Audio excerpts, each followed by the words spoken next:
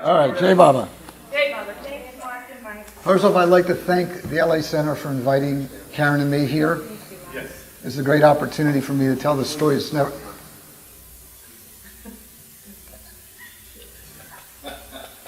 Keep talking. Keep talking. Okay. I've never told this story before. 90% of what I'm going to tell here is nobody knows. So I'm really looking forward to seeing how it turns out myself. It's only 35 years in the making. And since Mahu invited me in December of last year when we were in India to do this, or I invited myself, I should say, I've thought about this talk for like 200 hours. In fact, I haven't slept very well since the last 6 months.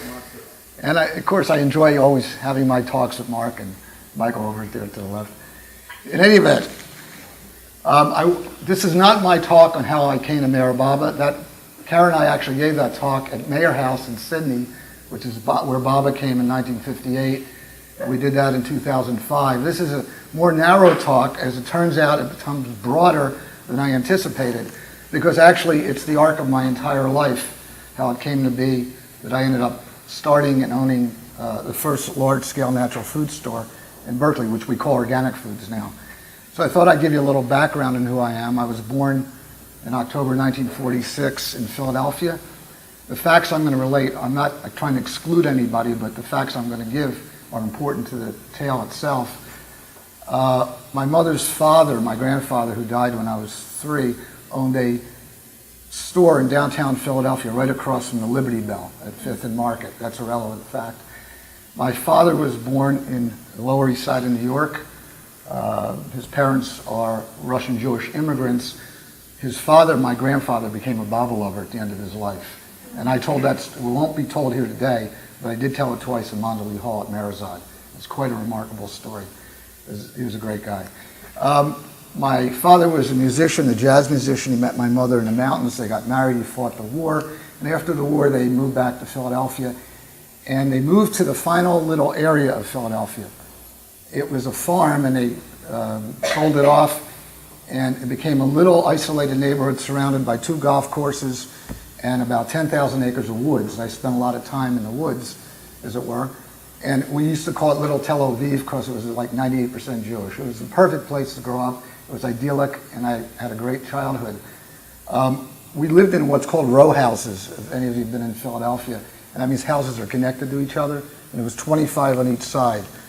And none of the houses had any gardens, except my father, when I was about 5 or 6, started to grow flowers, which was amazing. And later in his life, he actually won an award for the best small garden in Philadelphia. And he became a judge also. And his personality was very tough. But when he was around roses or flowers, he became a different person. And when I was about 7 or 8, we had some neighbors move in. Their names were Joe and Clara Schreiger, and they were Hungarian Jews, and they had been in Auschwitz. And they didn't speak English too well. But Mr. Schweiger was a very nice, loving person. They didn't have any children. And they were different than the rest of the neighborhood because they were kind of foreigners. And he grew vegetables on this little plot. We didn't have much land. It was maybe this area here. And he also grew sunflowers. And I thought that was amazing at 7 years old. Nobody did something like that. And it impressed me deeply now that I thought about it and giving this talk, how much it touched me. But I didn't realize it till the last couple of months, that what an impression this man, who was very loving, made in my life. And so I want to remember him to Baba, remember his wife to Baba. They were great souls. And they were inadvertently a large influence on what's going to happen here. When I was about 15, my father worked for the Commonwealth of Pennsylvania, and he also worked at night selling stocks or mutual funds. He was a hardworking person, supported my mother and 3 children. And I thought if I could work for myself and not be bossed around by other people, this would be really, really a good thing to do. And because I saw how much he suffered by being somebody else's employee. And I wanted to be my own person. I went to Penn State, lately in the news quite a bit. And in late 66, I started using drugs. And in early 1968, I got busted with my roommates Steve and Saul. And they're on the story a little bit, but Steve more than Saul. And I graduated in June of 68. tripping on LSD at the time, I might add. And then I came out to Berkeley. And I came out to Berkeley because that's where things were happening. That's where things were happening. And I was into the revolution. I was studying Marshall McLuhan, and I would carry around Mao Zedong's little red book in my back pocket. I guess I was into a communications revolution at some level. And I was a history major, and I knew I had two choices as a history major, either to teach it or to make it, and I didn't want to teach. So out in Berkeley in the summer of '68 was wild. The diggers were there, they were feeding people in the park, and as it turned out, a lot of my friends from Penn State came out. They were fantastic people. And in that summer, I had the opportunity to see Mayor Baba's picture for the first time up in a bookstore called Moe's on Telegraph Avenue. There was two little cards, Don't Worry, Be Happy, and I Am the Ancient One. And I looked like I Am the Ancient One card. I had my hair cut when I was busted in the Bellefonte jail, but I was growing it back. Actually, eventually, it got so long it was down to my butt, and my beard was down to the middle of my chest. And I wasn't doing drugs at that point. But I was quite a hippie. In any event, I spent the summer, and I had to go back, get out of the drug trial, and then I went up to Penn State again because I didn't know what to do. But I knew I was going to be in trouble, and if I got busted again, I would go to jail for a long time. So I went back to Philadelphia, and I didn't really know what to do. This is 6 months after I graduated. I was going to be drafted, as the case may be, or called Vietnam. And I asked my grandmother, my mother's mother, who was a big person in the community, if she can get me a job. So she called a gentleman named Goldberg who had an Army-Navy store in downtown Philadelphia, 2 blocks from my grandfather's store. And so Mr. Goldberg, despite himself, hired me, even the way I looked. But this is for Christmas. 2 weeks into it, he called me into his office. He said, Allan, I loved your grandfather. My father loved your grandfather. I love your grandmother. But you're only waiting on hippies and black people. And we can't keep you here. And I said, Mr. Goldberg, you're right. I'm only waiting on hippies and black people, which was true. And he said, so I have to let you go. So he fired me, which was okay because I didn't really care for it much. But then I asked my grandmother for another job because at that store there was a woman, sorry Karen, there was a woman named Sue who was very attractive, and there was something nice about her. And I asked her, and she said she was off drugs. And she was on something called macrobiotics. And I never heard of such a thing as macrobiotics. So I wanted to get to know her more for every reason you could imagine. And so I got another job down near my grandfather's store, late store. And I was able to have lunch with Sue once or twice a week. But she had a boyfriend, unfortunately, or fortunately. I should say fortunately. And she told me about macrobiotics and how it got her off drugs. And I was intrigued by this. And at this point, Mayor Baba dropped the body, but I didn't know that. So one night I decided to go to Madison where some of my friends, including my friend Steve, had moved.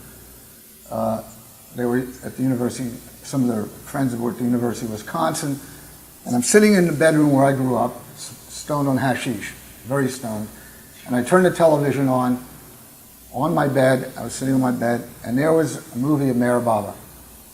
And he was walking with kind of a limp, and the speaker was saying, he was in this terrible auto accident, but as you could see, he's walking, but the doctor said he would never walk again.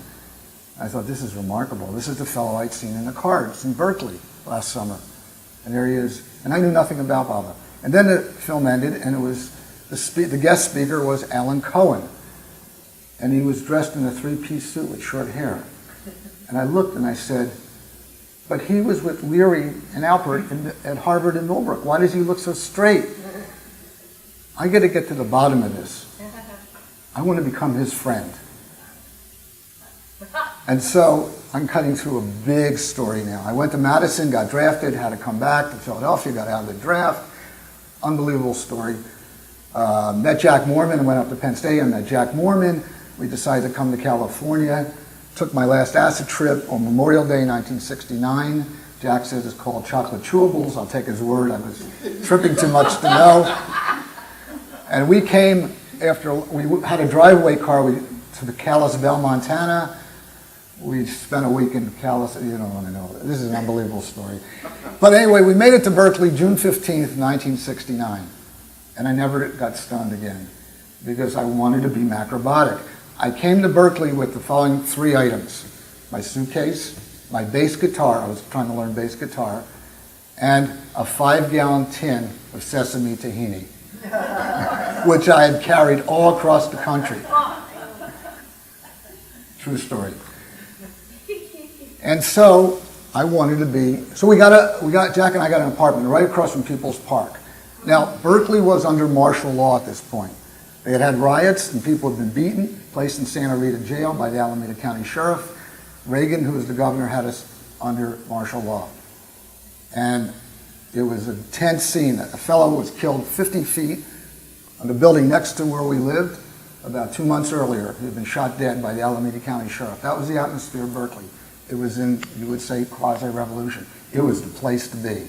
This is where I wanted to be. I'd been there last year and I was going to stay. I don't know what I was going to do, but we were going to stay. And Jack was easy. He went along for the ride. So now I had to find a natural food store, and there was one natural food store, not a health food store. Those are the old-time stores with powders and vitamins and such. Little store on University Avenue, halfway down. University is the main street that leads up to Cal. And listen to this. This is 1969. All the customers were hippies, and they wouldn't hire anybody with long hair. Can you imagine this in Berkeley in 1969? Every employee had short hair. So I went in there and I thought, this is most peculiar. But anyway, this fellow comes up to me and he said he liked my hair. Seemed like a friendly chap, so I invited him over, and his name was Joel Mark, and he turned out to be one of my partners. He was half crazy. I'm not sure what the other half was.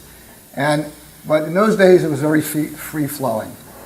In short order, I started going to Mayor Baba movie meetings and became a Baba lover. That's not the story I'm telling here today. That's another story. And of course, I met Alan Cohen. And I talked to him about that night that he had been on that television show, and he told me about it. And I told him what I was up to, that I wanted to meet him. We became friends. We've been friends for the last 40 over years. So I was starting to make granola out of our oven, out of our apartment, for what was called the Arbor Cafe. Whoever went to the Arbor Cafe? Okay, good. We have a good sampling. Now, the Arbor Cafe was a natural food cafe in Berkeley, owned by 2 fellows named Dennis Lesia and Ed Van Buskirk. Dennis, some of you may know. Ed, probably most of you know. He's my closest friend at this point. And you should all have a good thought for him because he just had a heart attack about 3 weeks. And he was in the hospital, and he's doing fine as of Friday night and back to work, but you should say a prayer for Baba. And so my friend David Milton, who I thought might come today but didn't, and I moved into the house behind the Arbor Cafe. And David was an artist. He is an artist.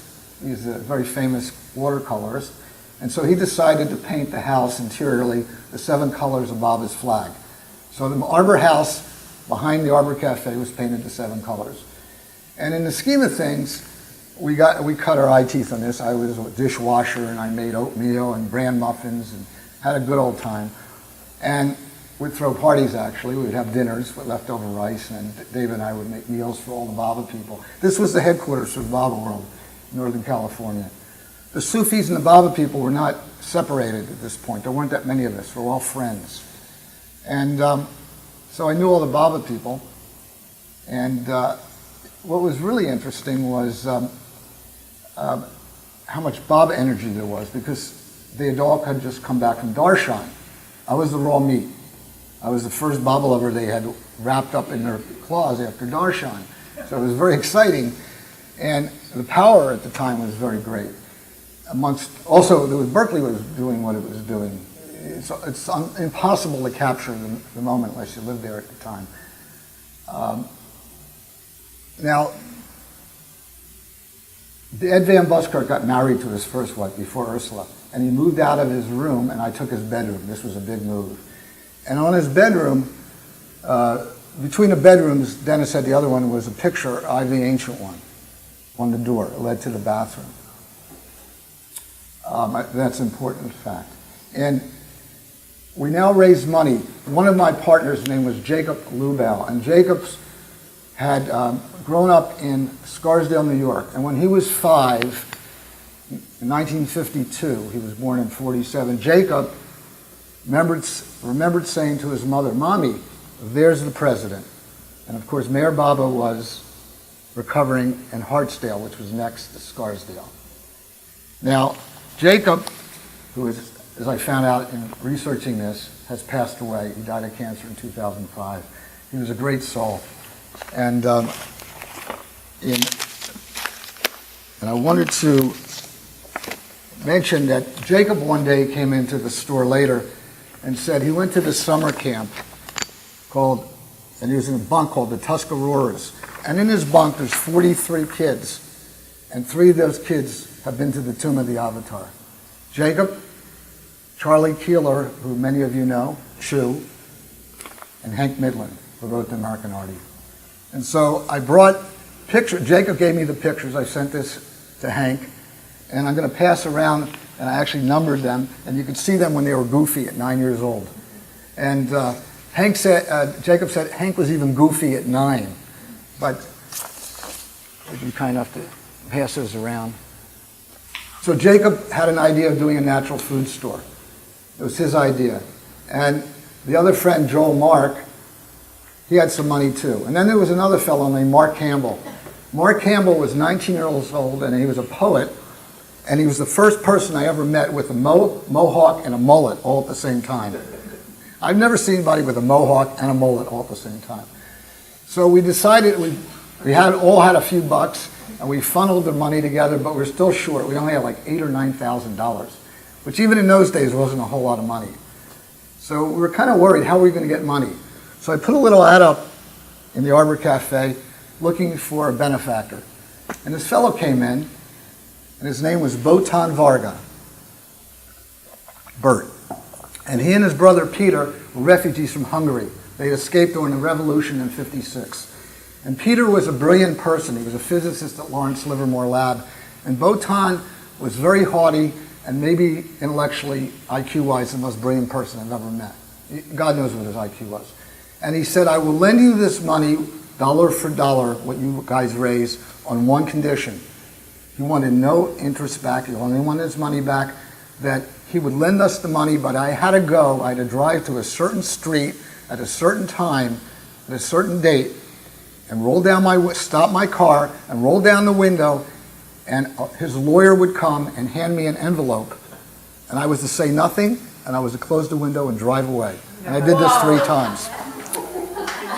But fortunately, Baba veils his disciples from the obvious, and so we were able to double our money. Now, we had a couple problems. The first problem was that nobody had any business background. That was a minor problem. I was the only person with business background. I had sold drugs and been busted and almost went to jail. So I was a failure. We had no carpentry skills. We had no plan. We had no scheme.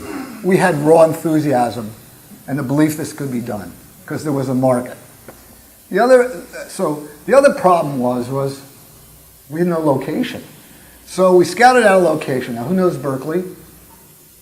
Okay, the store was at the corner of Shattuck and Ashby. Now, let me tell you what this corner is. Shattuck is the main commercial street in Berkeley. Okay, and Ashby is one of the 2 main feeder streets into Berkeley. There's Ashby and University, and they run east-west. So at this intersection of Shattuck and Ashby is the 4th largest intersection in the city of Berkeley. It has 90,000 people a day going through the intersection. I found this out. And that's why I was able to calculate how many people saw Baba's impression, as you'll see. And so we decided to rent this place. It was empty. The landlord had a grocery store in there years ago and had been empty for years. So anybody that was a tenant was throwing to him. But the agent looked at us and said, "What a bunch of guys, you know." I mean, we all had long hair and beards, and if Joel said anything, God knows what was going to come out of his mouth. He was dirty, and his pants were half down, and Jacob was somewhat straight. He had long hair and a beard, but at least he could talk intelligently most of the time. And Mark was a poet. He didn't say a thing. Well, this was a real problem. because nobody had a business plan. So one night I was sleeping in the bedroom, kind of laying there thinking, what are we going to do? And this story has never been told before, amongst the other stories I'm about to tell. Mayor Baba manifested out of the picture. The picture, I am the Ancient One. And he came to me as I was laying in there in the bed, and we had a business meeting. Now, I was a new Baba lover. I was only a Baba lover 5 months, so I didn't know what the rules were. I don't know if Baba comes or doesn't come. I don't know how this works. I had no plan at all. As far as I was concerned, this could happen every week. I had heard stories of people meeting Baba. So for about an hour and 20 minutes, Mayor Baba sat there with me and talked to me and told me how I was going to run the business. He didn't tell me what kind of cash register to buy or what kind of walk-in box to get or what vegetables to sell. He gave me the general principles of what a disciple does when he's following the orders of the avatar. Later, as Padre once said when I went to India in '73, we were nothing but raw recruits. The master said, move that boulder, we move that boulder. The master said, dig that ditch, we dig that ditch. So that was my perception of what one does, master-disciple relationship. Baba said to do this, and he said this would be his store, and he would take care of this store, and my job, meaning Allan's job, was just to follow orders. And it was his store. Do not worry about a thing, and everything would work out. And I asked Baba some questions, not specific questions on like, you know, what kind of deodorant to sell or what kind of milk to sell, because that was way beyond my scope, but general principles. And I thought he would come all the time and we'd have these business meetings. It'd be a regular, like every month, or like a board of directors meeting or something like that. And he said, I will always be with you, and I'll always be helping you. Don't worry, I'll be by your side. This is my store, and you will be helping me. And I thought, well, this is the way the avatar works. What do I know? And so then he reemerged back into the picture, and he also told me, don't tell anyone what I'm telling you. But I feel that I could tell this story today, because it's the story of Holy Foods. So we got this store, but I had to leave. My friend David and I had to leave the Arbor House. So we rented a house on Channing Way, which we called Holy Foods House, and part of the pay of people was they were able to live there, and we fed them a little bit. We didn't eat a whole lot, as you can imagine. And so one of the people living there turned out to be a carpenter. It was fantastic. And then we got another carpenter. We found a walk-in box, a commercial walk-in box for $100. It was burnt out. And we went up to Sonoma County to get a produce refrigerator for $50, if you can believe this. We had to schlep it in a big truck. And we went up to Marin County to get driftwood because my friend David was going to paint the sign in driftwood. It was going to be, we didn't have a name. That was a real problem. So one day we were sitting in the car, and I think Jacob, who was the straightest of us all, went into the bank, and we're sitting there and saying, we need a name. We need a name for this store. And somebody said, well, how about Whole Foods? And somebody said, how about Holy Foods, H-O-L-Y? And somebody said, and I don't know who it was, said, why not Holy Foods? And it was a eureka moment. And so when Jake came out of the bank, we said, we have a name, Holy Foods. He said, I like it. So it was Holy Foods. So David was able to paint the sign now. Now the sign was about 40 feet long and about 5 feet high. The store itself, if you don't know this store, was about 60 feet deep and about 60 feet long. But there was two other stores, little stores, which we eventually took over next to us, a key store and a shoe repair store. And as you walked in the store, there was an alcove to the left, and in the back, there was a loft about 18 steps up, which we made into the office. So eventually we built this store out. But we had problems. We didn't have any food. And we had other problems. Namely, we had no shelves. So Baba provides for everything, right? He told me it was his store. Well, there was a store in San Francisco named Farfetch Foods, and it was going out of business. And it was owned by a guy named Jerry, who was blind, so I called him Blind Jerry, because everybody got a nickname. And it was easy to remember him. There was a guy in San Francisco named Tom who had a lot of vitamins, so I called him Vitamin Tom. Everybody got names. And I was Holy Foods Allan, and so on and so forth. And this is the beginning of the organic food movement in the United States. And there was one visionary named Fred Rowe. He had a store in San Francisco called New Age Natural Foods in the Inner Sunset. Well, I went to see Fred, and he was one of the great. He had started New Age in 1965 and opened a restaurant called the Good Karma Cafe, which some of you may have heard of a little after that. Later, he opened in Palo Alto a supermarket and a wholesale operation. But he was not a good business person. All went out of business in the long run. But Fred was a great visionary. And so Holy Foods was ready to open. We had bins. Now, you've seen these kind of bins in natural food stores where people put like a slot behind it, and they put the bag of grains and it slides in, so it's always the earliest stuff first out. Jerry had some of those, and that was created by Fred Rowe. He actually created this concept. So we were able to put like rice and beans and things like that because we had no idea what to do. And meanwhile, one of our carpenter's wife and Jacob's girlfriend decided to make tie-dye sheets, which they were going to put on the ceilings. The ceilings were 18 feet high. It was really a high store. And so we had these tie-dyes looping down in the store, different colors. I didn't care for it myself, but it was a democracy at this point. I wasn't running the place quite yet, as you'll see. So also, we needed some on the walls. So there was this lady named Zilla Heimowitz, who's now not a Sufi, but a Baba Sufi, but a Sufi. And she was one of the members of the Floating Lotus Magic Opera Company, which was this incredible opera company that did skits. And she was also with a fellow named Daniel Moore, who's a very famous poet who actually worked for me later. He became a Muslim also. Quite interesting. We had people of all religions and backgrounds working for me. And she had these kind of occult paintings on the wall, one on the Ashby side and one on the back wall. I didn't care for them much, but again, it was a democracy. So we opened May 5th, 1970. There was like 20 people at the door when we opened. The week before, Nixon bombed Cambodia, and every piece of glass along Shattuck and Telegraph Avenue had been broken, except Holy Foods. Because we stood out there, and they knew we were the people. We were the people, so they didn't break our windows. You could not get glass insurance in Berkeley in the entire 70s. It was prohibitive. It was unbelievable. It was frightening. Every little store had its glass broken. It was in a state of turmoil. In any event, we opened to great success. We were missing only a couple things. Shelves to put products on, because it was all driftwood, and I didn't have any shopping carts. We had little hand baskets, so it was ridiculous. But eventually we caught up quickly and we got food. We ran out of food the first day because we had no idea what the demand was going to be. We were an overnight success. Let me tell you what the prices were. Eventually we had about 12 or 1,500 items, and prices didn't change until the Arab-Israeli War in '73 when prices went up. So I knew every price in the store except produce, which changed every day. We sold oats, organic oats, for 5 cents, organic rice for 5 cents, heads of lettuce, organic, for 19 cents up to 29 cents, a gallon of milk for 89 cents, or apple juice for 89 cents, and on and on and on. We had a whole walk-in refrigerator.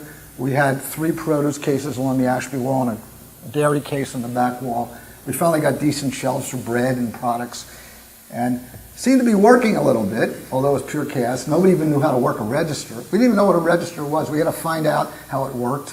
When electricity went off, we would hand crank. It was this big old thing, and we had to hand weigh stuff. And we had honey in 5-gallon containers that people would lift the lid and would pour out all over the floor half the time. And we'd put troughs down. And it was a whole scene. And we had to hire employees. It was utter chaos. One of the employees is sitting here today, Georgianne, and Erskine, who you may or may not know. And she, I think I was her first employer, if I'm not mistaken. And she was a jewel beyond measure. And she still is a jewel beyond measure. Now, let me give you a little history, just briefly if I could, of how the organic food movement came into being.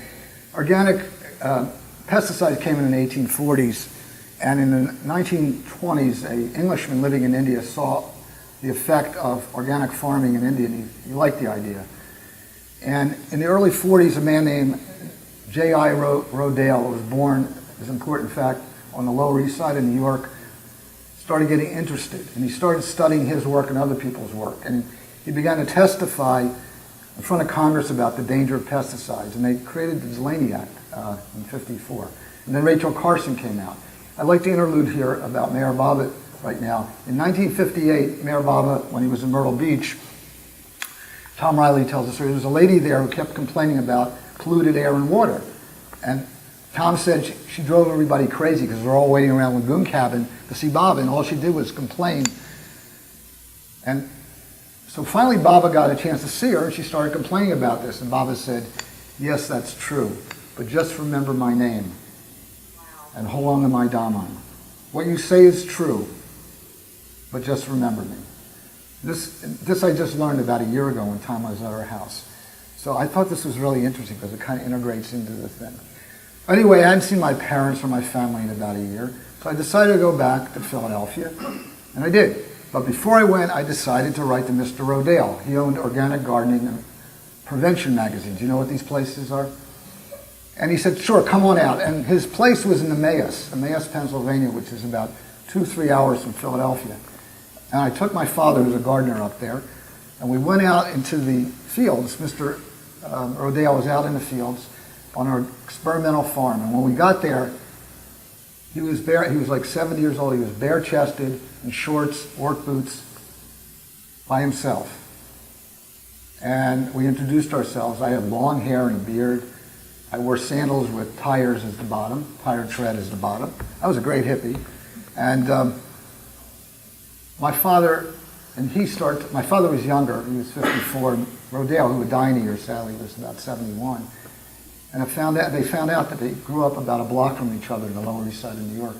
And this is one of the most, it has nothing to do with Baba, but it blew my mind. They then started talking Yiddish for about 10 minutes.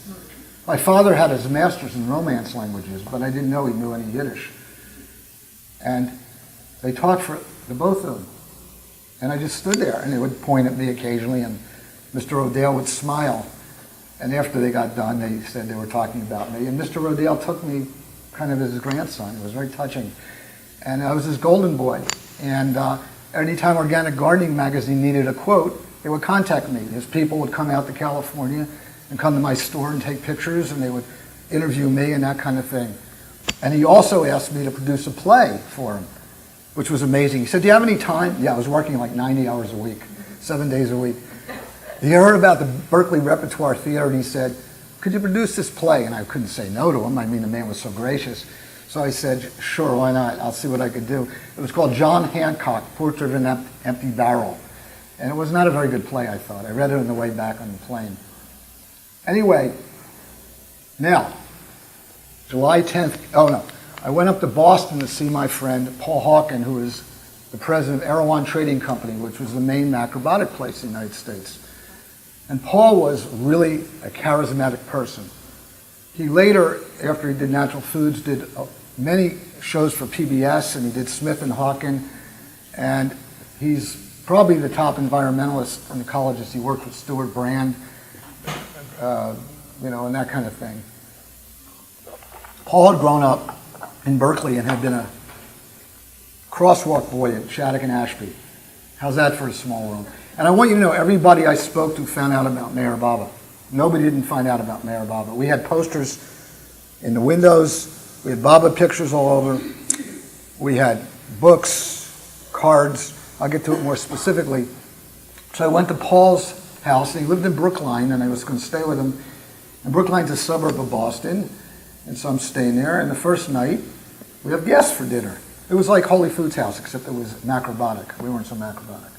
We allowed papayas and apple juice and things like that. And so macrobiotics, if you don't know, is mostly grains and vegetables. It's like a very boring diet at a point. But there's a lot of seaweed in there too. And umeboshi plums, which are totally salty. The first night, Paul has, as his guest, Gloria Swanson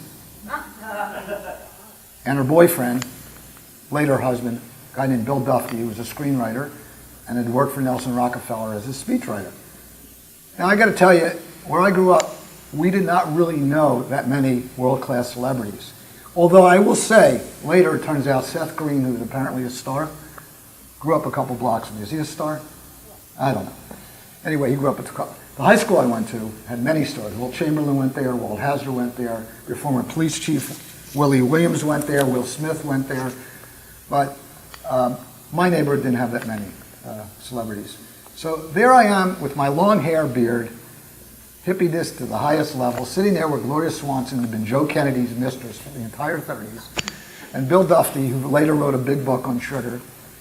And listen to Gloria Swanson. She was 70 years old and she looked about 35.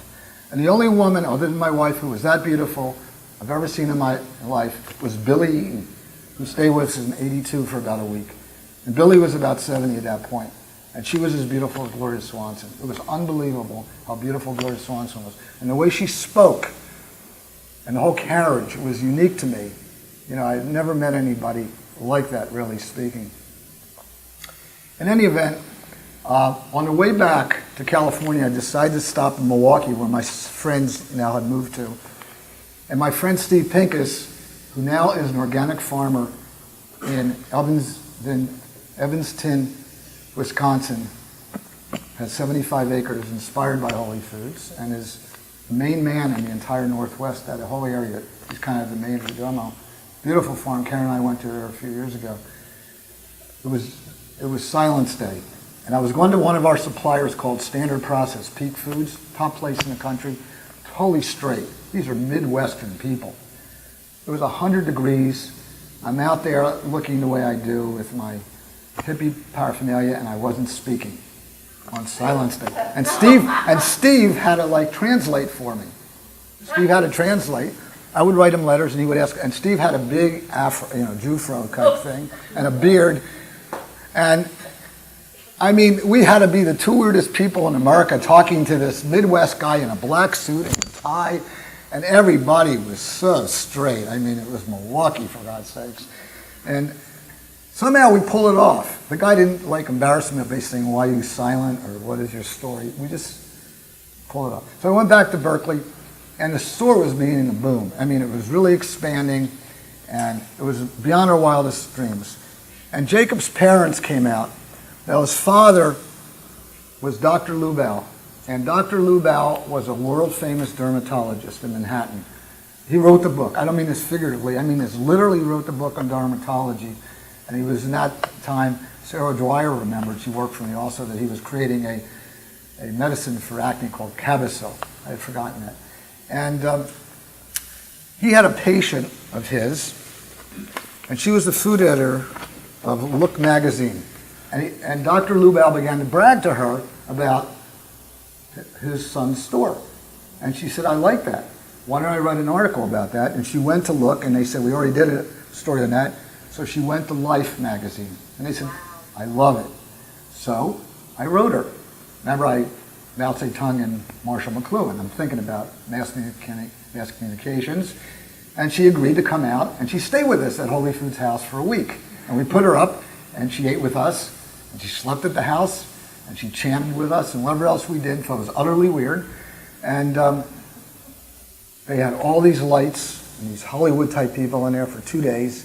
We're talking Life magazine. And on December 2nd, I think, December 11th, 1970, this was the biggest issue of Life ever because Khrushchev's memoirs were released that day. And on the cover was this beautiful woman who had been in the Noxzema commercials with Joe Namath. If you recall, if you're old enough, take it all off. And she would sell magazines in and of itself. But Khrushchev's memoirs and this beautiful woman, we were the centerfold of Life magazine. And I'm going to pass this around. And I also got, it was called The Move to Eat Natural. And I got her to go down to Monterey to see this guy named Manny, who, you'll see the breads, he baked these breads. And who was working for Manny? A young lad at that time who was on silence for 1 year named Biff Soper. And Biff Soper, for those who don't know, lives at Maribod now. And he's in part responsible for the reforestation of Maribod. So I knew Biff, of course. So I got her to come down, to go down to Monterey, or Carmel actually, to see Manny and take pictures. And in the centerfold of Life, they refigured the store a little bit. You could see the tie-dyes. You could see one of the paintings that Zilla did on the wall. They even had an old white guy in there. It looks like we had all kinds of people from all kinds of backgrounds, and they reconfigured the store, and it said, I wrote her a letter, and she kind of jimmy-rigged. She said, 4 under 30 proprietors run Holy Foods in Berkeley. The 7th-month-old store success has put them on a, quote, capitalist trip. And I learned about the mass media. So Der Spiegel called, Der Spiegel, which is like the Time magazine of Germany, and other places. I got calls from all over the United States. And I'm going to pass this around, and you could peruse this and see that. And I began to lecture up at Berkeley and other such places. Now, around this time, Jacob, God love him, Jacob really wasn't cut out for the city, it seems. And he would get stoned a lot and wander through the store, and he decided to leave. And so he did. He moved up to Garberville. You know where Garberville is? Up Humboldt County, and he opened a natural food store there. But I will say Jacob did go to the tomb with my partner Joel, and I feel very gratified that they both went to the tomb of the Avatar. They were not Baba lovers in that sense, but Jake saw Baba, as I say. We're almost convinced. Janet Luck also had seen Baba in Washington, like that, driving by. And so this happened, it's not a coincidence that 3 people out of a bunk in 1956 got to the tomb of the Avatar. It's almost incomprehensible. So this is what Baba was doing. In the meantime, now Jacob has left. I should tell you that Mark left before he opened the store. He had no idea what to do. So I gave him $500 to buy something for the store. He bought a prayer rug. I said, Mark, how is a prayer rug helping us? He says, I don't know, but I think I needed a prayer rug. So I gifted him the prayer rug, and he moved to Boulder, and I never saw him again, God love him. In the meantime, so Jacob had left by February of 1970, and it was just Joel and me. And Joel was not carrying his load, God love him. And we started, Fred Rowe had started Organic Merchants, which was an organization nicknamed OM, O-M. And we had a big meeting in Santa Cruz, and this is kind of a funny story, in April, before we even opened. And, people were into drugs, and Baba told me to help people get off drugs. That was the main Baba organization. And one of the things Baba told me when he came to me that night was, this is the way you're going to get people off drugs. Okay? This was an important thing. Murshid Duz was having all the Baba lovers in Northern California, Sufis as well as none, really focus on this. And this was trying to get people off drugs in Berkeley in the 70s. Now there's a miracle. And I would try and hire people who weren't on drugs.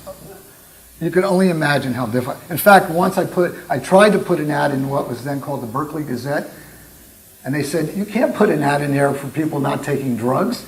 I said, why not? It's illegal. They said, this is Berkeley. I said, I know, but it's still illegal.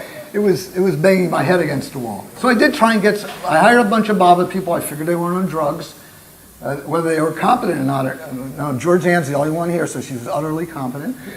But I had a lot of Baba people working here over the years. My friend Jack Moorman and his wife Becky, Ursula Van Buskirk, Ursula Hamilton at that time, was my bookkeeper the first year. Her husband Ed, later husband Ed, worked for me occasionally when he'd come back from chiropractic school, and Ron Ormrod, who I nicknamed Mustache Ron. If you know Ron, he's got a big mustache.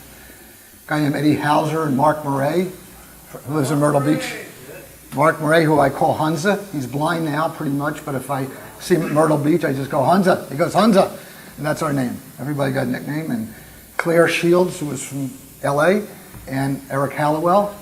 And Claire I called Kluki, and she would sing around the store. And Sarah Dwyer, who I want to throw a shout out to. Sarah was great. I got a painting of Baba that she did that looked like Elvis a little bit. I gave her some money to go to Myrtle Beach, and that was the compensation I got. And Leah Poitras, if anyone knows her, and Jay Mueller, who used to live down here, and Greg Dunn, who lived down here, lives at Marana, and Andrea Winsemer. Every time Andrea sees me, she always introduces me as her first boss. Anyway, I've tried to utilize the media a lot. As I say, I taught at Berkeley all the time. They would have me in nutrition or agriculture classes. I got on television one time.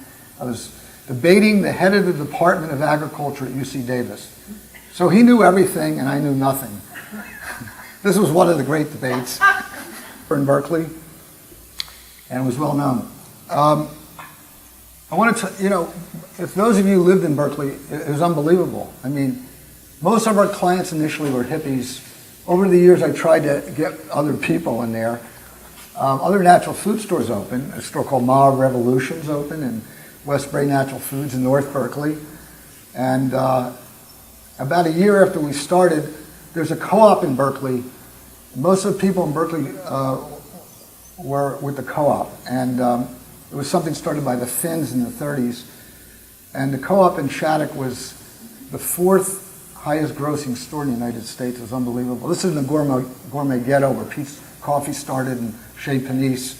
Ellis Waters never gave us credit for her inspiration. I'm annoyed with her, but that's a different issue. And so I want to talk about some of the vendors we had, if I could. I'm organized here for the trial.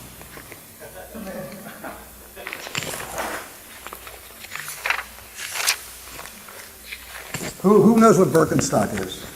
Yeah. Well, Birkenstock started in a garage of Margot and Gordon Fraser in Santa Cruz. Mustache Ron heard about Birkenstocks and said, let's go down and see these shoes. So we did. They owned a store in Berkeley called Fraser's, and Margot was German, and she got this contact in Germany for these Birkenstocks. So while we were down there, I said to Margot, these are neat shoes.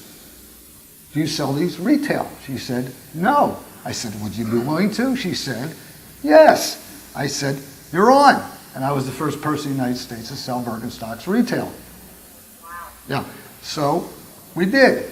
And we had a whole section of the store. Eventually, I opened a juice bar, ice cream parlor. Boys didn't have an ice cream parlor in the third store, not the one next to Holy Foods, but the third one out that wrapped around, called Ambrosia. I don't know if Georgianne ever worked in there. It was a hoot. I mean, we had a big juicer, and we made sandwiches, and it was a whole lot of fun. I never worked in there, but selling ice cream, I occasionally work in there just to do ice cream, and it was a lot of fun. And then we opened up Holy Foods and Sundries, Holy Shoes and Sundries, and we had the Birkenstocks on the wall. I love to sell the Birkenstocks because I like to see how many I could sell in one day. It was a lot of fun to sell. And so that was one vendor. Celestial Seasoning. Everybody knows Celestial Seasoning? Let me tell you the beginning of Celestial Seasonings. I want to say that we were the second largest natural food store in Northern California after New Age. So whenever there was a vendor, we were always the second largest customer. We would have these young women come in with dresses from the 1890s and little baskets of sachets of herbs. And Mo Siegel, who started Celestial, kind of a marketing genius, as you could imagine, he built shelves eventually, so he would sell us boxes. You saw what he did in the long run. And we sold other herbs. We had bulk herbs. One of the herbs I was telling Karen the other day we sold lots of was oregano. I couldn't understand why we were selling so much oregano. So I noticed some of the young black kids were buying like 5 pounds at a time. And I asked them about it. I said, why are you selling so much oregano? Because there's not that much pizza in the world. And it turned out they were cutting the marijuana with oregano. So our neighborhood was the most integrated neighborhood in the United States. It was hippies and black people for the most part.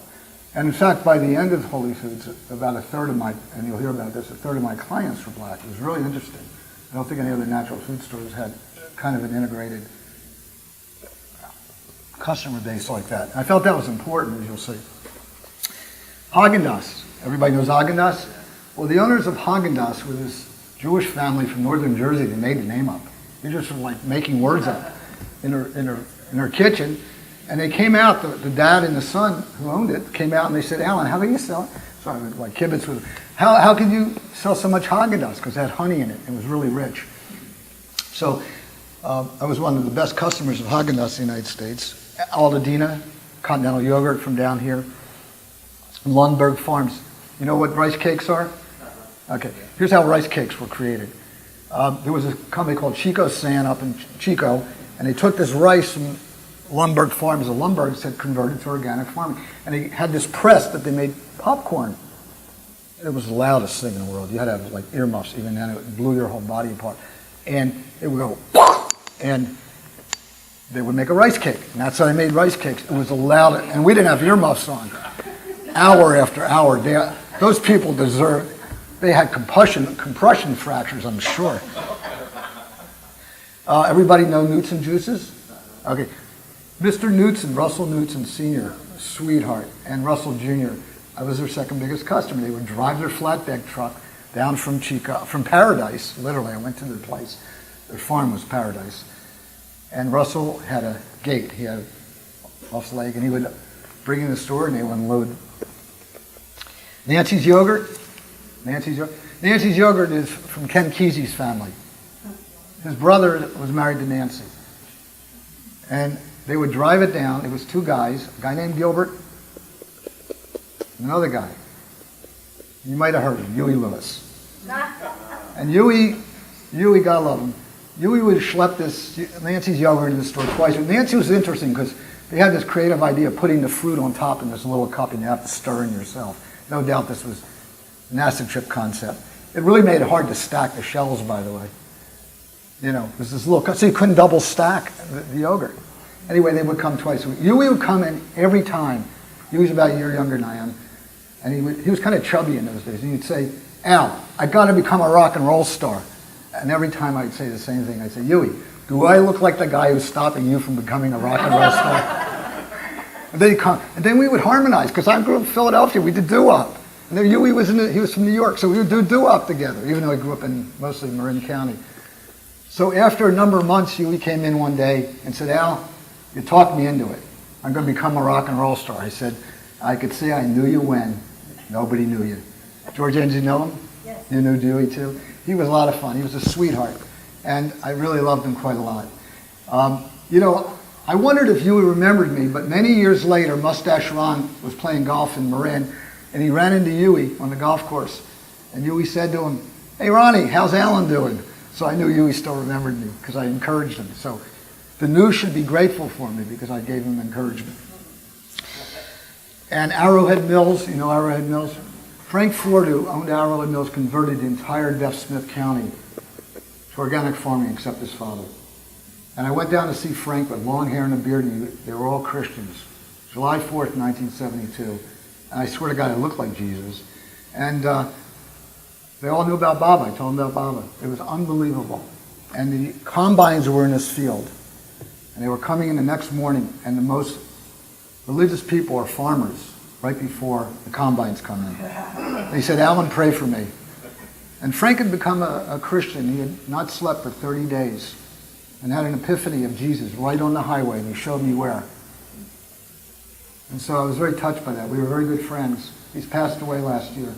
He moved to Orange County the latter part of his life. I loved him very, very much. He was a great soul and a great visionary. You could say organic farming is in large part caused by him. Now I want to talk to you about Dr. Bronner. Anybody know Dr. Bronner?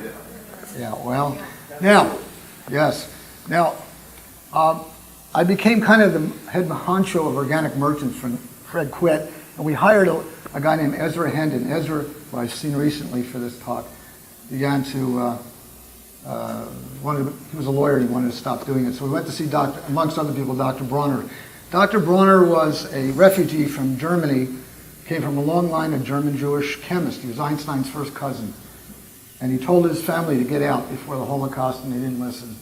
And he came to the U.S., and they thought he was crazy because he talked like his labels. All God One, Moses, Jesus, Ram, Krishna. That's the way he talked. And they did a lot of electric shock therapy in Dr. Bronner's. So we went to see him, and he locked us in his laboratory. It was in the summer. It was 100 degrees, and he left us in there. And then he came in. He was in shorts, no shirt. And Dr. Bronner's is a short guy with a hairy chest and big glasses. Kind of a short version of Mr. Rodale in a way. And he talked to us nonstop in Dr. Bronner language for 1 hour, Ezra and me, as we stood there and sweated profusely, wondering when he would stop. And every 2 minutes he would punctuate his talk with exceptions, none. And then he would do this popping sound, which I can't do, but it sounded like this. With his lips, he would go like that. And it was unbelievable. And for an hour, Ezra and I sweated, and Dr. Bronner's talked. And we were going to pass out from heat stroke at a point. And finally, either Ezra or I said, Dr. Bronner, it's getting a little hot in here. Could we go outside? And when I had lunch with Ezra a few months ago, we were laughing so hard. It was one of a lifetime. So that was Dr. Bronner's. God love him. He died a few years ago, 15 years ago. But his family's taken over, and I still use his stuff. And he, by the way, sold a lot of chips. We sold massive numbers of Dr. Bronner's chips. Unbelievable, the man can move chips. Now, no, they don't make them anymore. Yeah. Now I want to talk to you about some people that influenced me, Mayor Baba influences. One was Joseph Harb. Does anyone know who Joseph Harb is? Anyone meet him? He was a great soul. He was a true teacher. I'm going to pass this around. This is a picture. Joseph was a Fulgent. And he lived in India in the early 60s with his wife Carrie, and he almost died, and Baba saved his life. And Baba said to him, Joseph, would you like God realization, or would you like to be with me when I come back in 700 years? And Joseph said, Baba, where can I be that you are not? I want to come back with you when you come back. We would go over to Joseph's house on Sunday, and he would talk nonstop for 6 or 7 hours. And so anyone who wonders how I could sit through 3 hours of Balkat Shuri, I would say Balkat Shuri was a warm-up act. If we got water from Joseph, we were lucky. But Joseph said one thing, many things, that touched my heart. And he said one time, and this is really important, he said, you know, I could see Baba anytime I want, and I could talk to him anytime I want. And I thought, well, if one person could do it, why couldn't anyone do it? And so it was. And because Baba was always helping me along. I didn't see him, but he was always talking to me and telling me what to do in the store. I bought Joel out eventually. This talk was longer than I was given time. And Well, you know what? I think we're really cool with you proceeding to get music, so just keep going. okay. We had this lady named Frances Sequoian came, one friend of Alan Cohen's. Anybody know Frances Sequoian? First date. Okay, she was a psychic from Boston. She came to the store and she told me to take the tie-dyes down because they had astral bodies in them, and I agreed with her. And then we painted over Zilla's paintings, and I got a Linot painting and I put it in the back of the store. Now I want to tell you that I had posters of Baba in the window. And so when I say 40 million people saw Baba, I did a calculation of how many people passed through that intersection, based upon how many people would see the posters. I had a little stand as you walked in the store, and there was Baba pictures, Baba cards there. And I got cards from Rick Chapman at Mayor Baba Information. And we gave away 30,000, I'm the ancient, 30,000, the highest of the high, and 30,000 God in a Pill, and 100,000 Baba cards. Sold innumerable books and posters. And I found out when I went to India in '73 that one of the people was in India there because he had shopped in my store. And one of my customers told me that he moved from San Francisco to the area so he could come to my store to see Baba's picture. I didn't know what effect Baba was having on people. Now, we had many spiritual groups come in. The Moonies would come, Yogananda, and this one and that one. And I remember one of my customers, Jerry. He was an Italian guy from South Philly, so we were kind of like together in the thing. And everybody was into a spiritual thing, if you know Berkeley in the 70s. And Jerry would say, he was so sweet, he'd say, Allan, he'd talk like that. He says, what kind of yoga are you into? Because there was no apparent yoga at the Baba. I said, Jerry, there's no practice. He said, but Allan, what practice do you have? What yoga do you have? And I say, check writing yoga, Jerry. He says, check writing yoga? What's check writing yoga? I said, Mayor Baba asked me to do this store. Now, Joseph Harb would come in the store, and I was utterly busy at all times. I had actually moved out of Holy Foods house and moved up into the Berkeley Hills. Actually, the Dreyfuses moved in a couple houses away, as it turned out, Robert and Sherry. And so I was able to have some peace and quiet. But on the weekends, I would fast the entire 72 hours. I was so beaten up. I was working unbelievable hours. And my partner, Joel, was useless. He would put Wagner on and sing around the store with his pants half down. Georgiana would know this. And,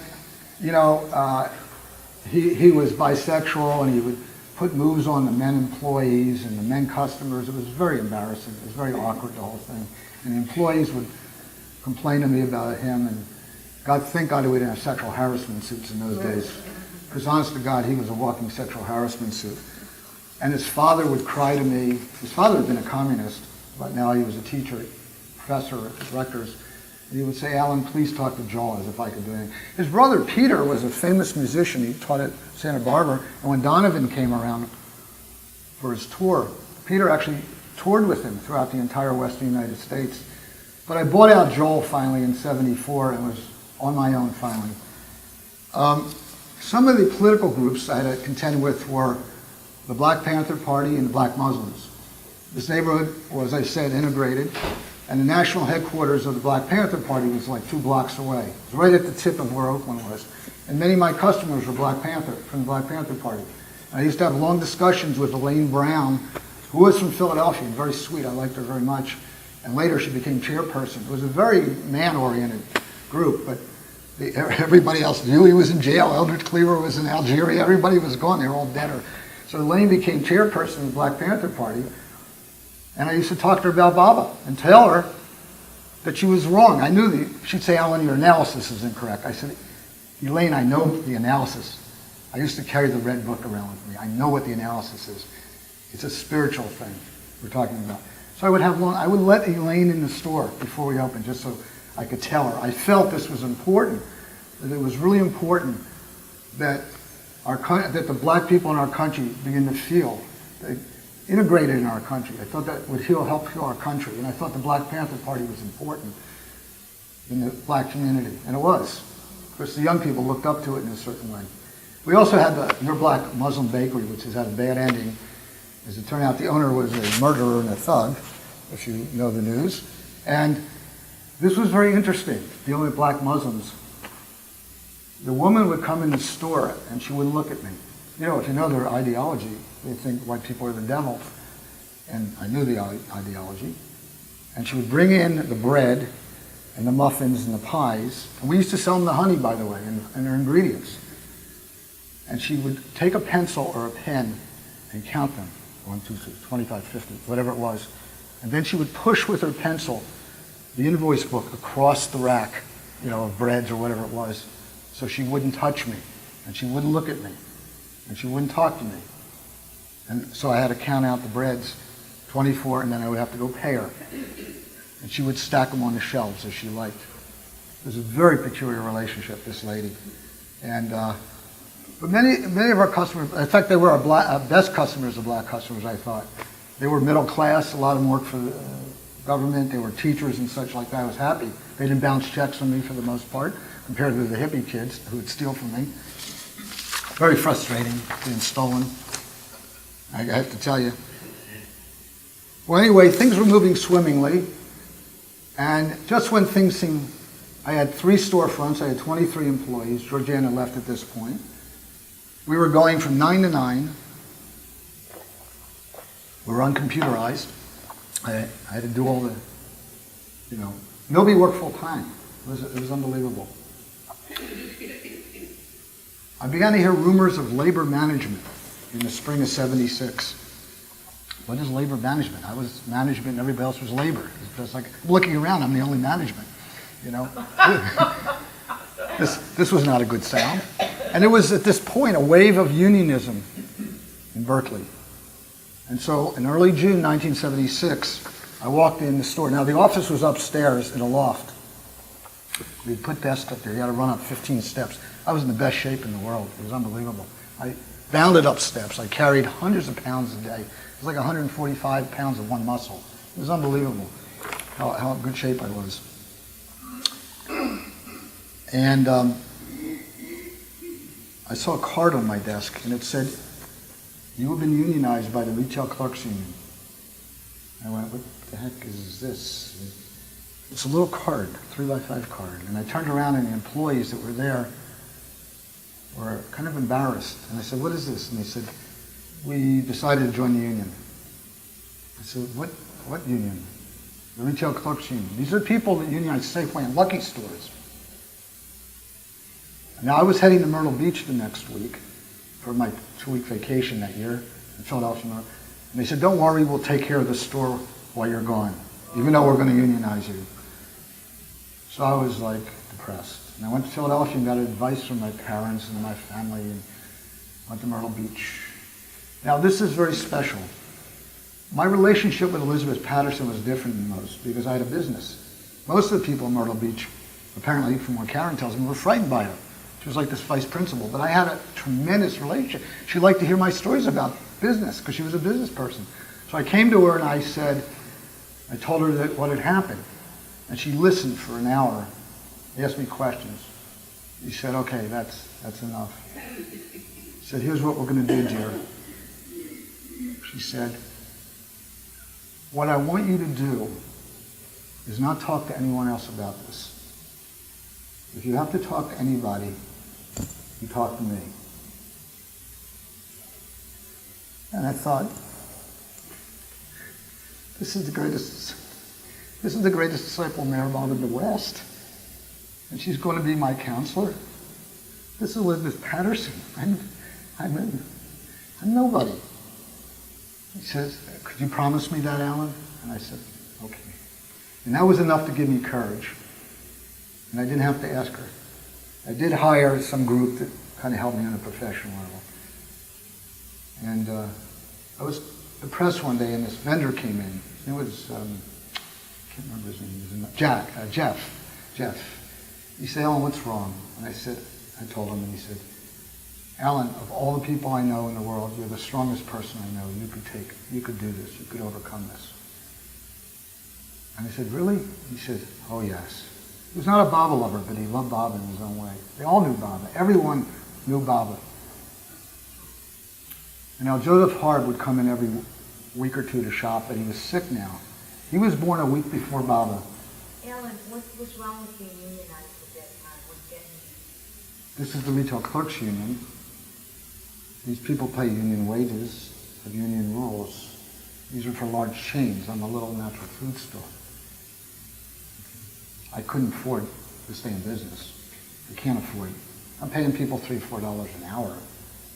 I can't pay $8 or $10, whatever it was an hour. It was out of business. I feel I had failed Baba. I had failed him. I hadn't done something right. He had asked me to do this, and I couldn't do it. So Joseph had been born a week before Bob, and he said to Bob, I came down a week before you to see how it was. It was good, and you can come down now. So Joseph came in the store. Lori Bloom Haagen, then Bloom, was taking care of him, and she drove him, and he was sick. He was going to die shortly. It was the last time I saw him. And when Joseph came, I would walk him around the store arm in arm, and nobody bothered me. No employee bothered me, no customer bothered me. I should say some of the skills I developed by Baba's grace were, it was hard to find people. We didn't have like Palm Pilots in those days and texting and stuff like that. So all of a sudden I began to think of people, and they would show up. Because people didn't have phone numbers. And I thought, like, this is strange. I would think of somebody, and they'd show up like the next day or that day. So after a while, I would just think of somebody, and they would show up. And Baba gave me this gift of bringing people in. He also gave me the ability to like intuit what customers wanted. I could see in their eyes what they were going to do. So anyway, I told Joseph, what had happened, and I didn't want to bother him, but anyway, he was leaving, and all the groceries were in the car, and Lori was driving, and I said, Joseph, he was in the car now. I said, all these years I've been doing this, and I don't know if I pleased Baba, and Joseph said, Allan, we're all doing it. He said, Allan, when I'm in your store, and he looked up like that, and he said, I see Baba everywhere. And he's going like this.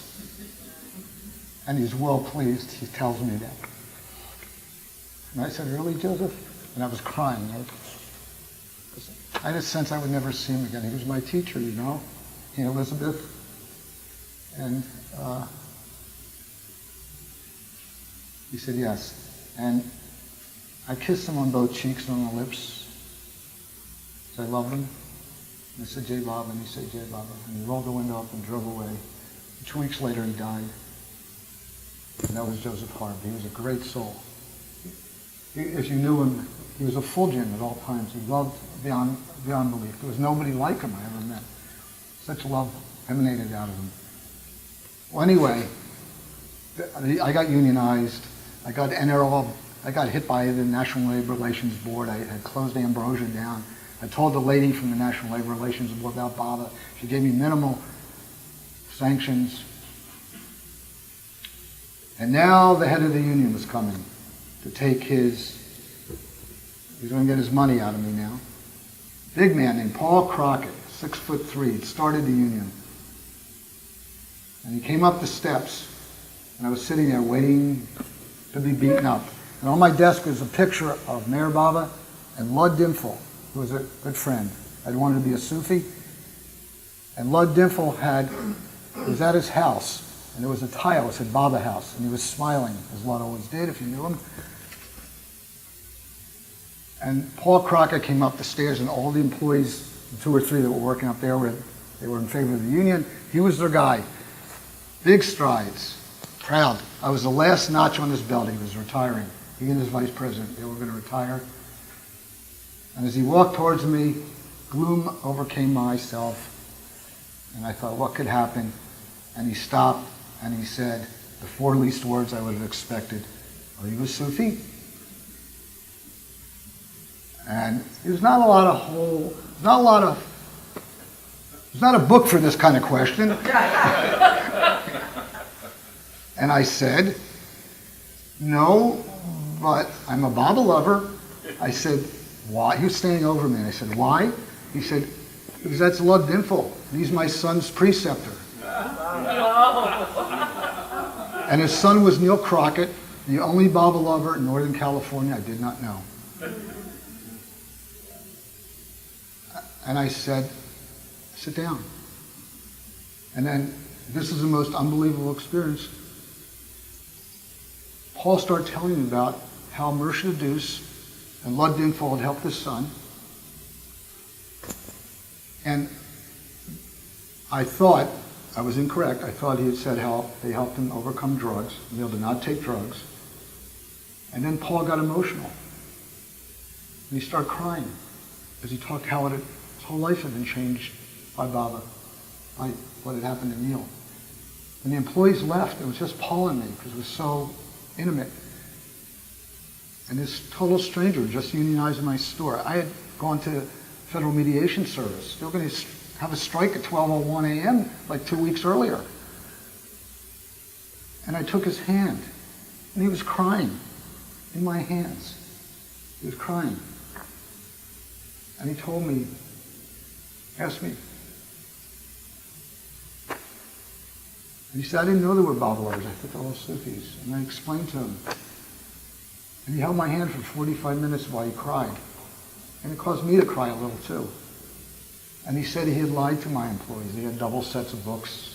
Apparently, I had double sets of books, and all these things were said against me.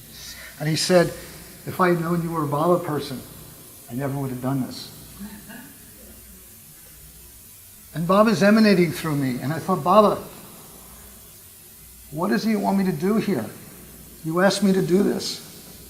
And now this man, I mean, this is unbelievable. His son is a Baba lover.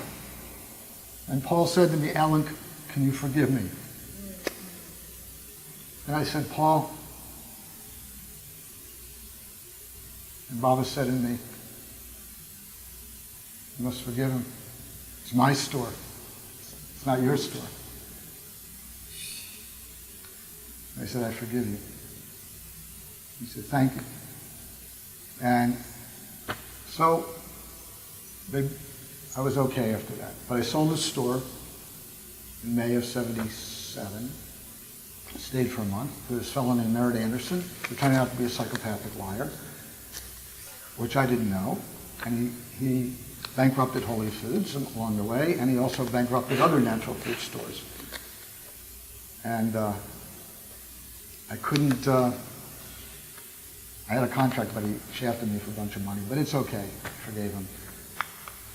Now, You would think that the story would have ended, but it really didn't end.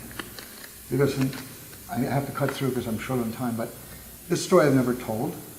In 2002, although this doesn't seem on the surface to be part of the story, believe me, it's very much part of the story. I thought all these years, what did Baba tell me that night he'd come to me? Now I'm a lawyer, I'm married, I have 3 children. And we were coming back from India, we were on the airplane. It was the middle of the night.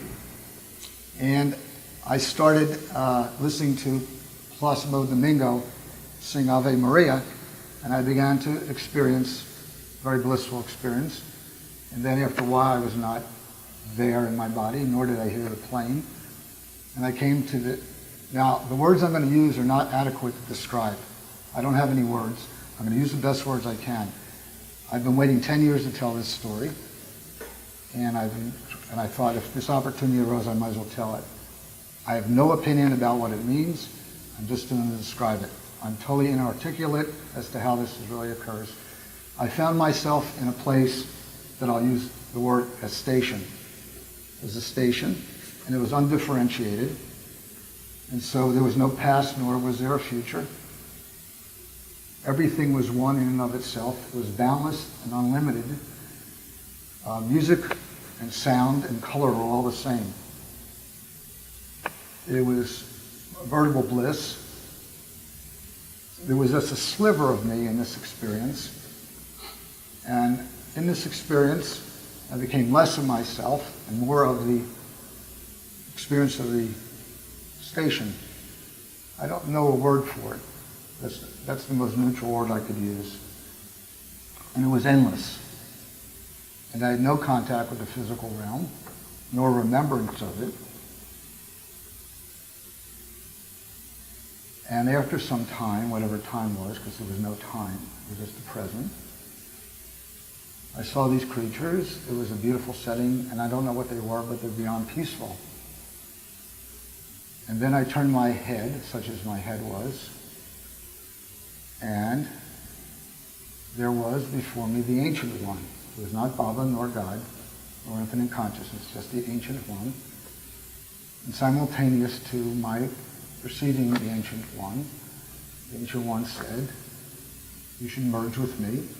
And simultaneous to that, I experienced many emotions all concurrently, because there's no separation of experience. And the Ancient One was as close as these people. Even though there was no such thing as distance, I'm trying to give a perception of things. I realized somewhere there was anxiety and fear and courage. And a sliver of me said, "But Baba had asked you not to shirk your responsibility. You have a wife and 3 children." And so I said, "I cannot do this." And so he said, "Then you must descend back." And I came back on the plane, and Karen was sleeping, the kids were sleeping behind me. We were coming back from India at this time. And I thought for this for a while. Did this really happen? So I decided, how long did this take, this apparent event? It was about an hour, even though there was no time where I was, but in temporal time, I looked at the clock on the airplane.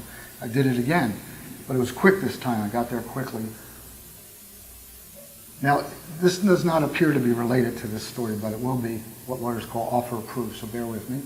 In 2009, I was talking to Alan Cohen, who was an urban Salvasi at our house, and I asked him if he knew who Neil Crockett was, Paul's son.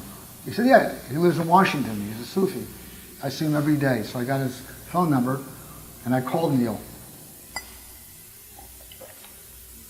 And I saw Neil. I called Neil, and he knew who I was. And I said, "Neil, do you know what happened when your father unionized me?" He said, "No." He said, "But I will say this. I was angry at my father, and I'm still angry at my father because I told him that was Baba's store." He knew, even though he didn't know me, he knew this was Baba's store. And he said, "You ruined Baba's store." And I said, "I never forgave my father." I said, "Neil, I'm going to tell you this story now." And I proceeded to tell him a great intimacy, what had happened that day at Holy Foods, how I forgave his father. And I said, "Neil, so as I forgave your father and Baba forgave your father, so would you now forgive your father?" And there was this long pause, and he said, this really is something for me. This is like wonderful news. I can forgive my father now. And it really touched our hearts. In 2010,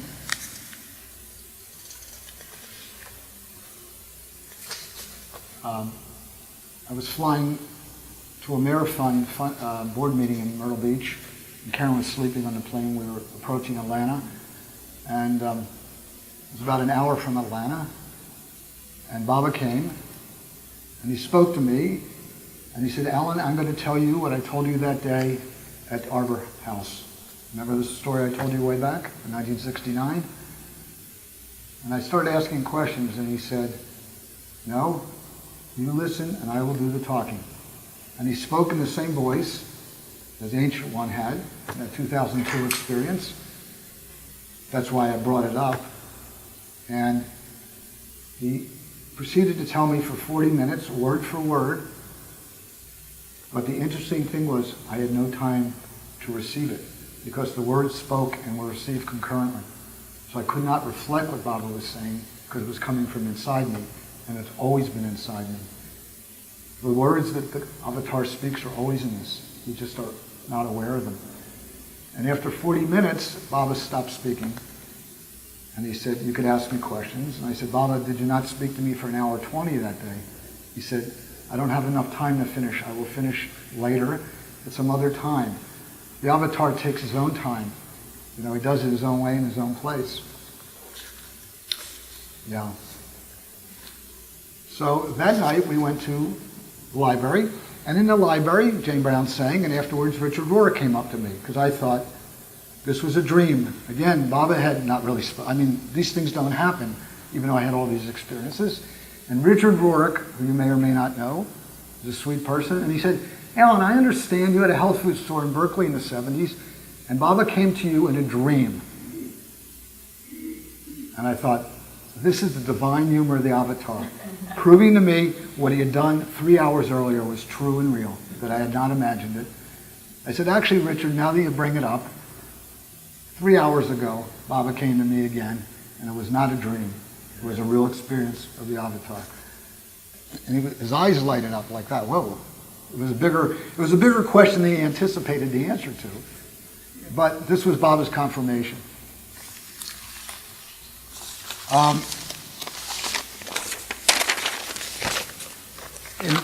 We have to leave? What time is it? What time is it? Well, let's just... 20 after what? 1:25. Let me just get consensus here. Let's do it. I have two things to talk about, and then I'm done. Okay. We have to leave at 2. I would like to. Okay. Look, these are the last two things. And I'm sorry. Maybe we can bring you back for another visit as well. No. No, I wanted to finish what Okay, let me finish. Now I contacted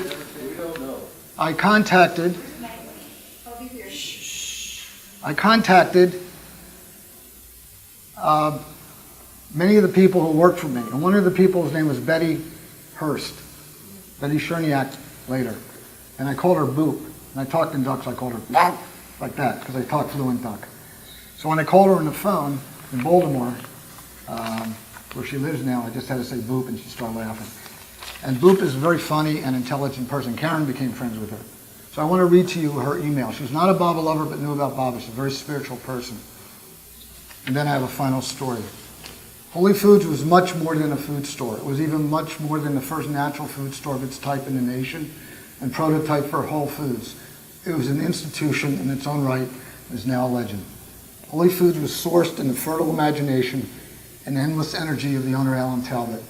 You don't have to mess with Allan in jeans, sandals, and apron, wielding the ever-present box cutter. I always had a box cutter. There was always an endless supply of boxes to open for Allan. Was always in a hurry and always running on very little sleep due to the tremendous stress of operating the store. What few people knew is that underneath the gruff exterior was one of the sweetest, kindest, the most idealistic people around, one of the softest hearts. More on Allan later. I don't take any praise. In the 70s, what was new in the U.S. came from Berkeley first, and what was new in Berkeley came through Holy Foods first.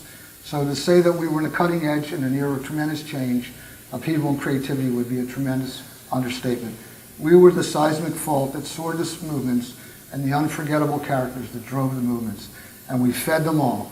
This gave the store its unique character and color. No day at Holy Foods was ever boring. Frustrating, yes, annoying maybe, alarming occasionally, but never, ever boring. As an example, take the couple that lived on carrots. Like many of our customers, they seemed more than normally happy and usually quite disoriented. Whether this was a result of the non-diet or mono-diet or some mood-altering drugs, who knows? And then there was the guy who lived in oranges. The faint smell of orange blossoms filled the air every time we rounded the corner. Mono-diets, extreme diets of every kind were all the rage in the early days of natural food movements. There was even supposedly breatharians who lived on air alone. Fasting was really in. Oh, I had employees who fasted for 30 days. Water fast, juice fast, total fast. People couldn't get enough of fasting. We had many books on fasting. People who fasted said they fasted until the natural hunger came back, sort of purging the body of a natural hunger. Crazy times, truly. How could we survive it? My career at Holy Foods started when I needed a job and somebody told me there was an opening. So I was to go to speak to Allan Talbot. Uncharacteristically, because something told me this was my destiny, I approached Allan in the store, totally unintimidated by the box cutter, and asked for a job. He told me to come back. I came back again and again until he finally hired me, probably just stop me coming back and asking for a job. She worked at the cash register. We asked everyone, do you need a bag? Which kind of stunned people with dozens of apples, oranges, bananas, various bags of spices, grains, bottles of supplements. We were big into conservation of resources. When the power went down, we pulled out the hand crank and kept on ringing people up. There was a record player on a shelf, and I played Chain, Chain, Chain by Aretha Franklin. It got a lot of airtime. We had all kinds of customers, from the Hare Krishnas to the guy dressed like George Washington, to the street people barely dressed at all, to the middle-class housewife. Lots of tie-dyes, lots of Birkenstocks, lots of T-shirts, oceans of hair. This is the era of hair. Ponytails, flowing hair down the back. Hair so curly that it grew horizontally. Three Stooges-like. I'm not even talking about facial hair yet. I'm cutting through a lot of what she said. Women wear their hair long and straight. They look like Joan Baez, if they could. And nobody used deodorant, she says. There was all kinds of distributors, class unto themselves, some cool and hip, such as Rishi, a natural river nut. And then the Chinese guy always had to seem to have a lot of cash around. I guess we bought a lot of ginseng. And cosmetic chemists, made-to-order creams and shampoos in a warehouse somewhere in Berkeley. Just bring your own bottle. Health department must have had a problem nowadays with people reaching their bare hands. Why bother to use the scoop hanging from a rope that was often missing anyway? All day long in open bins, covered from the front only by a swinging door and open from the back for reloading. Pack your own, scoop your own, roll your own. Doing it yourself was all the rage.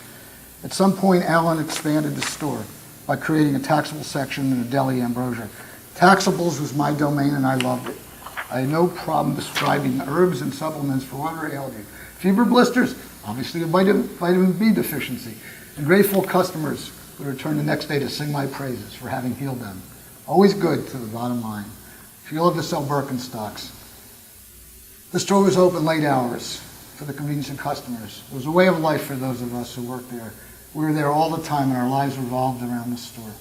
Since working at Holy Foods was so much fun and so interesting, and since it involved so much physical energy, and since it was full of such great healthy food, and constant entertainment from the customers who needed the outside life, the store was a self-contained universe.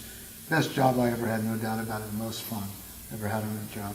Allan, thank you for thinking of creating this store. I give it to Bala for creating this store, for pouring your heart and soul into this store, and for caring about all of us. You once said that what made you most proud was providing jobs for the numerous people who worked at Holy Foods. You'll never know the impact you had and through you that the store had on all of us. You changed and enriched many lives, certainly mine, and that was part of the history of the natural food movement and of all our personal history as well. Forever greatly indebted to you with love, Luke. Our last story touches me greatly because Baba, natural food store called Westbury Natural Foods.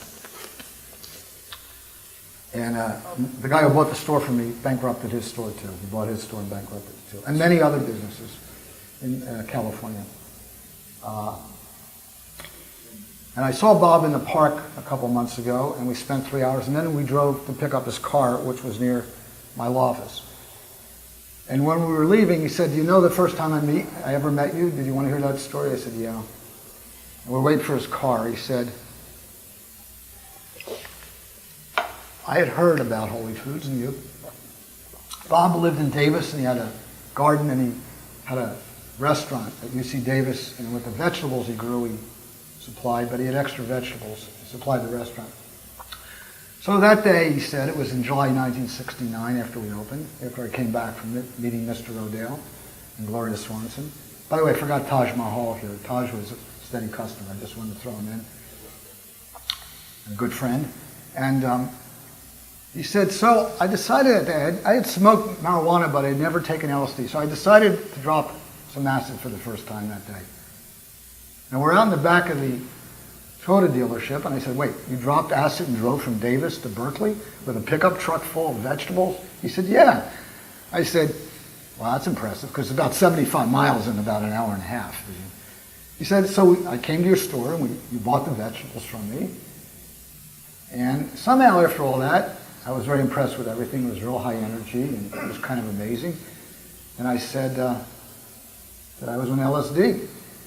And meaning Allan, this is Bob's story. I said, you're an LSD? Yeah. I said, you do drugs still? He said, yeah. He said, don't you? I said, no, I gave up drugs. He said, you gave up drugs. He said, why did you give up drugs? And there was over the cash register, there was a picture of Bob, of course. Georgianne probably remembers, a beautiful colored picture. And Bob said, I pointed to Baba, and I said, because of him. And Bob looked at me and he said, the sincerity and the love in my face. And Bob said to me, so I decided to give up drugs then. And now the story's ended, and I said, wait, you gave up drugs because I'm there, Baba? He said, when I looked in your face and I saw how much it meant to you, and how much you loved him. And I wanted to be your friend. And I knew I couldn't be your friend unless I gave up drugs. And I said, Bob, you gave up drugs because of Mayor Baba? He said, because I wanted to be your friend. And you love Mayor Baba that much. And Bob was not a Baba lover, but of course he was about Baba. I said, Bob, and I started crying. And then Bob started crying. He said, Bob, you have no idea how much this touches my heart. Because that was what Mayor Baba wanted me to do Holy Foods for, so that people would get off drugs. And I said, you are my dear friend. He's literally the king of the organic food movement. He's still in it. One of his stores is at the bottom of the hill from where the Northern California Baba group is, so he thinks of Baba all the time. And he said, yeah, I wanted to be your friend, and I knew that how important it was to you. I said, Bob, I love you very much. And he said, Allan, I love you. And we hugged each other, and he said, I have to go. We had to go to a meeting. And I stood there in the alleyway at the Toyota dealership, and he drove away. And I thought to myself, this is the avatar. This is how great he is. That even 35 years later, the story of Holy Foods has not ended. And he still owes me 20 to 40 minutes sometime, someplace. And so from the bottom of my heart, I want to thank each of you.